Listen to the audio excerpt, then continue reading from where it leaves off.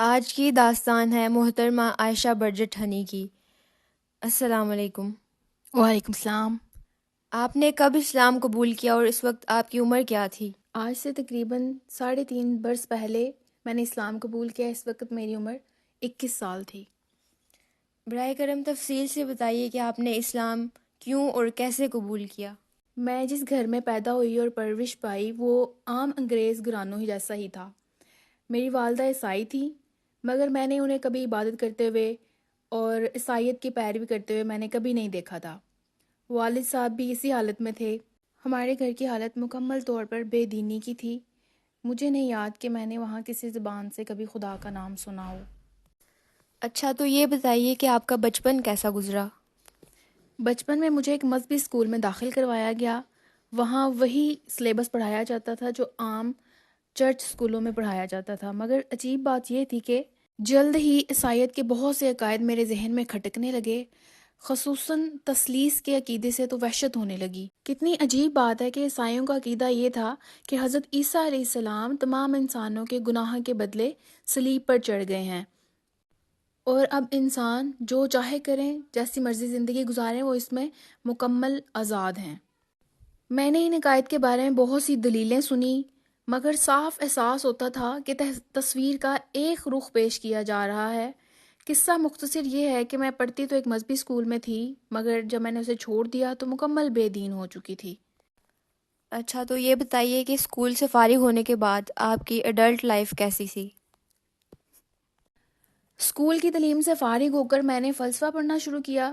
دراصل حق کو معلوم کرنے کی پیاس بڑی شدید تھی، چنانچہ میں نے 15 برس کی عمر میں ایک چینی فلاسفر ٹاؤ کی کتاب پڑھی تو بہت متاثر ہوئی۔ اس نے بدھ مت کے بارے میں کچھ باتیں کی ہوئی تھیں، تو ان دونوں عقیدوں کے بارے میں تفصیل سے معلومات حاصل کرنے کی خواہش اور بڑھ گئی۔ اب میں نے ایک یہ ارادہ کیا کہ میں چینی زبان سیکھوں اور چین جا کر اس مذہب کا قریب سے مطالعہ کروں، لیکن ظاہری سی بات ہے 15 سال کی عمر میں نہ میرے پاس پیسے تھے اور نہ ہی وسائل تھے، یہ صرف ایک خام خیالی تھی۔ 17 برس کی عمر میں نے ملازمت کی اور میں کینیڈا چلی گئی اور 2 سال میں اچھی خاصی رقم جمع کر لی۔ ارادہ یہی تھا کہ اسکول کے بعد میں یونیورسٹی میں داخلہ لے لوں گی اور چینی زبان سیکھوں گی۔ کینیڈا جانے کے بعد میرا تعارف ہندو مذہب سے ہوا۔ میں نے ان کی تقریباً ساری مذہبی کتابوں کا مطالعہ کیا۔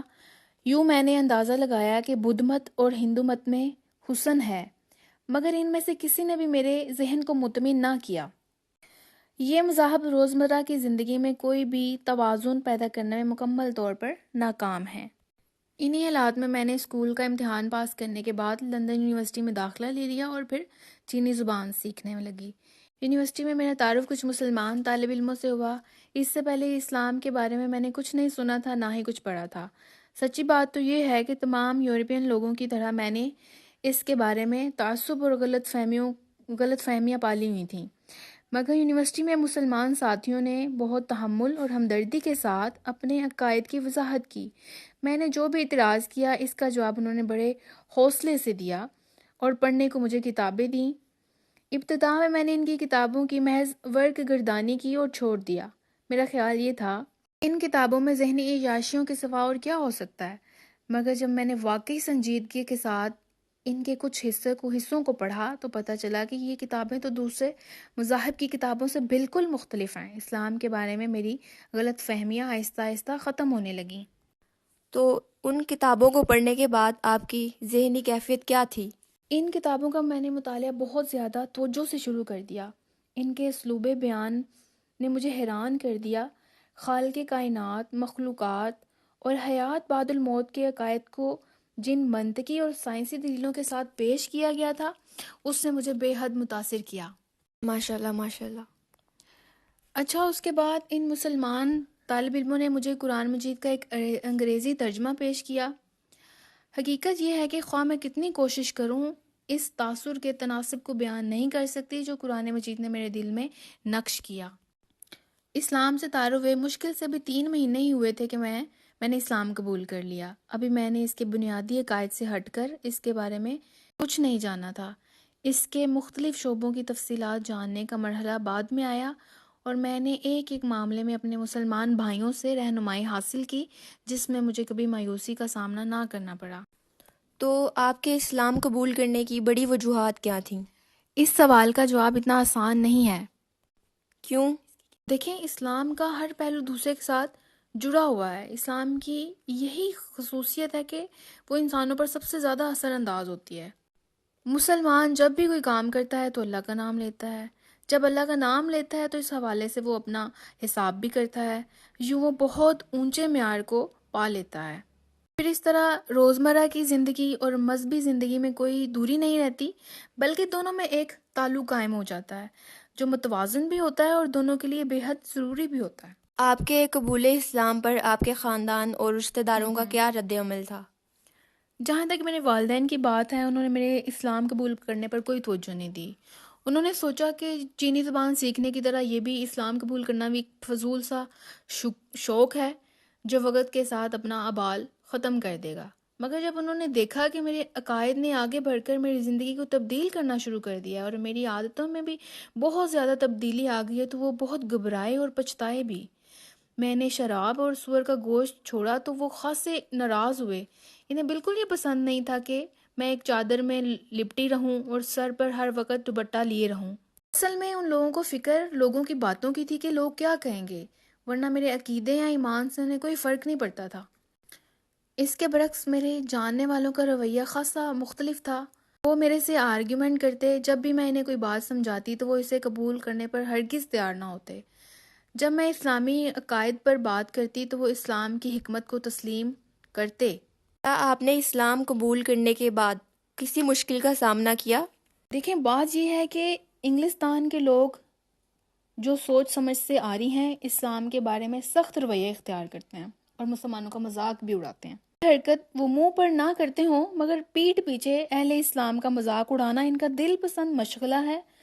اس کے برعکس وہ ان لوگوں کو کچھ نہیں کہتے جو لا مذہب ہیں، بے دین ہیں، بلکہ ان کی شادی کی وہ جی بھر کے تعریف کرتے ہیں۔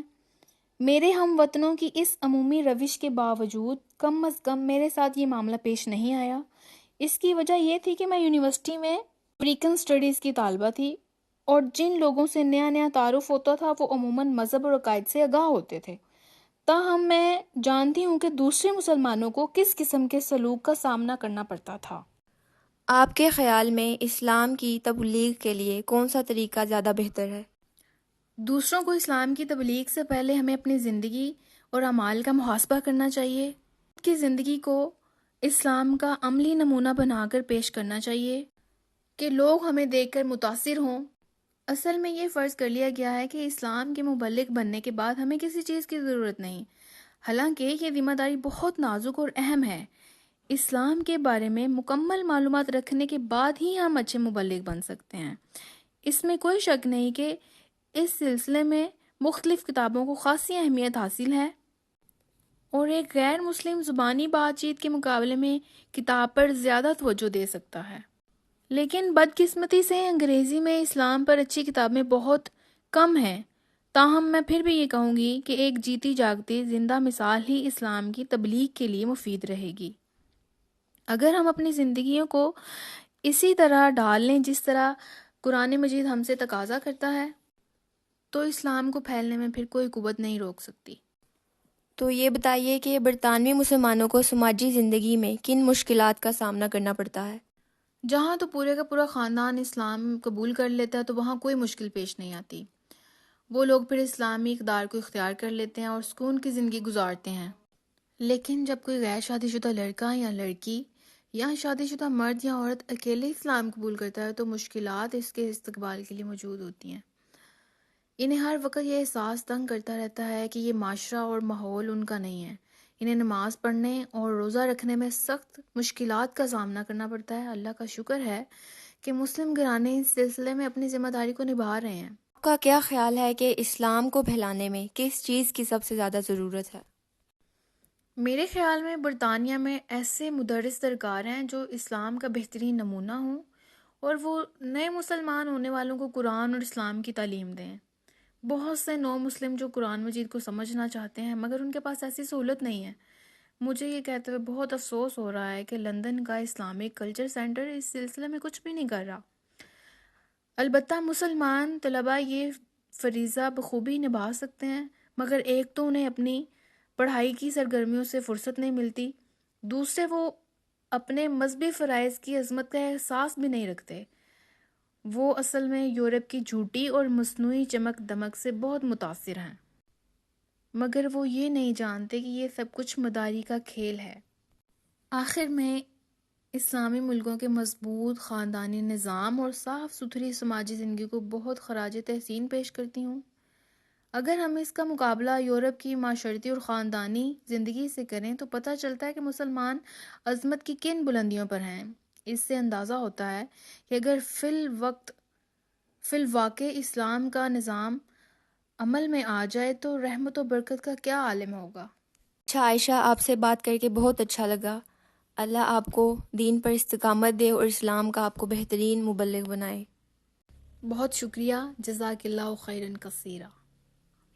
آمین۔ آمین۔